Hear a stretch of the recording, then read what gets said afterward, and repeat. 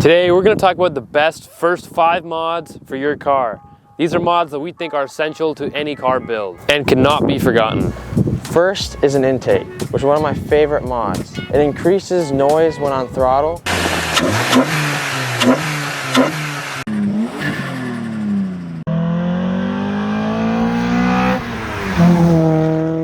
This car definitely needs though is an intake. I don't know why on a Honda you'd keep the stock airbox. In some cases, it even increases horsepower and throttle response. An intake is super easy to install, especially if it's a short ramp intake. An intake was actually the first mod we ever did to my Civic. They can be found for pretty cheap on eBay and even cheaper on... I got it from Facebook Marketplace. Dude, what is this one? Wait, do it again?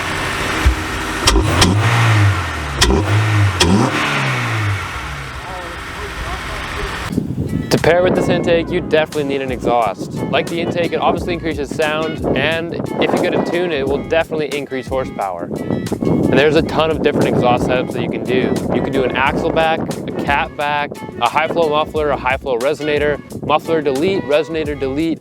You can even do high flow headers. On my Civic, before we swapped the engine, we literally just unbolted the rear muffler. It sounded pretty bad, but it was better than stock, I guess.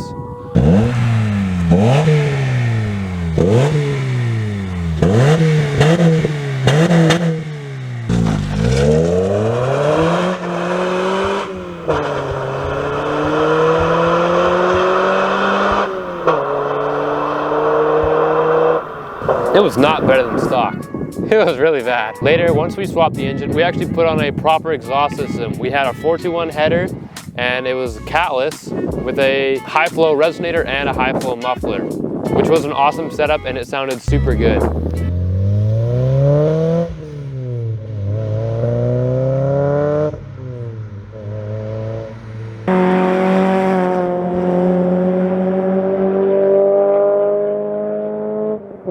On these two cars and the red Civic we drove, they both have catback systems with high flow resonators and mufflers.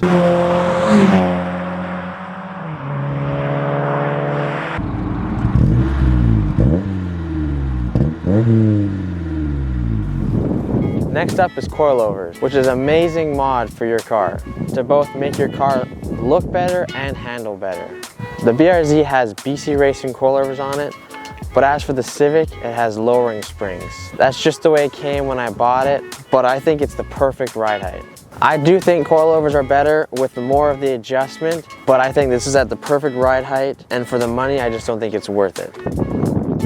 I think coilovers are awesome because of how you can get all the adjustment. Not only with the height, we also get preload, rebound, and camber adjustment on McPherson strut cars.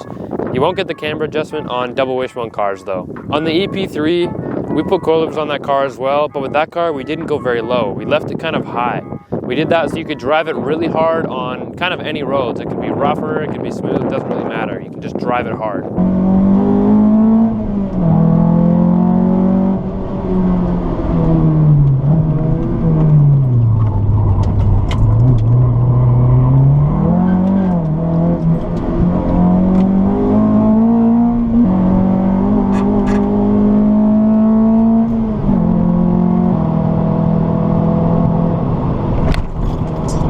This car, on the other hand, we pretty much slammed it.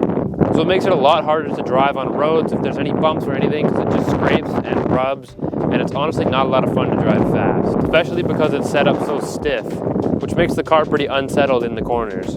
It really depends on if you care about performance or not. With coilovers, you can definitely achieve great performance. Springs, they still perform better than stock, but they're such a cheap, awesome option compared to coilovers that it really just depends on what you want. To pair with the coilovers, you definitely need wheels. Wheels obviously make your car look better, but they also provide more grip as well. If you get a wider wheel, you can put a wider tire on it. And technically, you lose some weight too. Used wheels are definitely my preference just because of how cheap they are.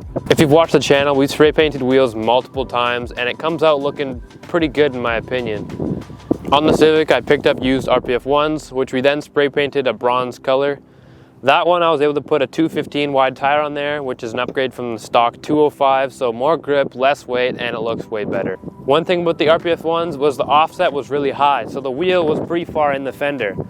So what we did was got spacers. I actually went through 3 different spacer setups to dial in the fitment. That's why I love spacers, because you can just play around with different fitment, different spacing, and just find what works best. Versus if you buy wheels with the correct offset, there's a chance that it might be a little too far out, and then you're stuck rubbing and rolling your fenders. On the BRZ, it's perfect offset, and with a little bit of camber, it tucks kind of inside the wheel well here. I also got these wheels brand new, just because this color option was definitely not spray paintable. But I 100% recommend spacers. I took them on 2 track days and lots of hard street driving, and never had any issues. And the last mod is kind of just like whatever you want. Just some kind of cosmetic mod like a spoiler, lip, or grille. Or for instance, some pinstripe and some badges. Let me know what other mods you'd add to this list in the comments.